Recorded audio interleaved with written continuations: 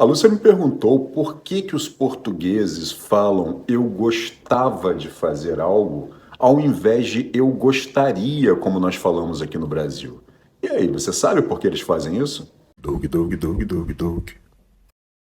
Na verdade, precisamos aqui pontuar que não há problema nenhum em falar gostava ao invés de gostaria, como nossos irmãos portugueses falam. Isso também está correto. A única diferença aí é que nós utilizamos um tempo verbal e eles utilizam outro tempo verbal.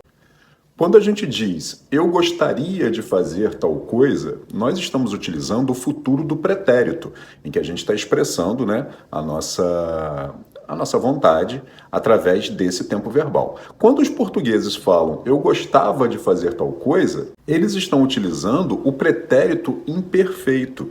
Então é só uma questão de tempo verbal realmente, mas no fim das contas os dois servem para expressar a mesma coisa. Então não tem maneira certa e maneira errada nesse caso.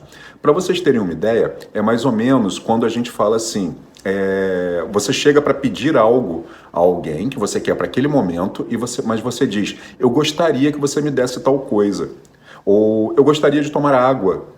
Sabe, dessa maneira, quando a gente utiliza o gostaria para falar de uma ação que você quer para aquele momento, é mais ou menos a mesma coisa. Só que tanto o gostava quanto o gostaria, eles realmente exprimem a mesma necessidade. Então, não há definitivamente problema nenhum em utilizar isso. O que acontece é que virou um traço linguístico.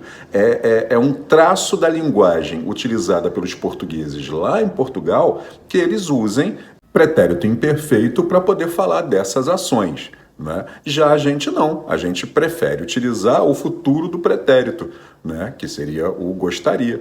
Mas no fim das contas dá no mesmo. Agora, por que eles fazem assim? Sinceramente, não sei dizer. Eu tenho bastante seguidor português aqui, então se vocês conseguirem, né, puderem me explicar isso, eu vou adorar saber. Eu entendo que não há problema nenhum, gramaticalmente, tanto um quanto o outro estão corretos, mas eu não sei exatamente o porquê lá se desenvolveu para esse lado e aqui se desenvolveu para o outro lado. Embora, reafirmo, esteja tudo correto. Se vocês puderem me ajudar, vou ficar eternamente grato, e os seguidores também.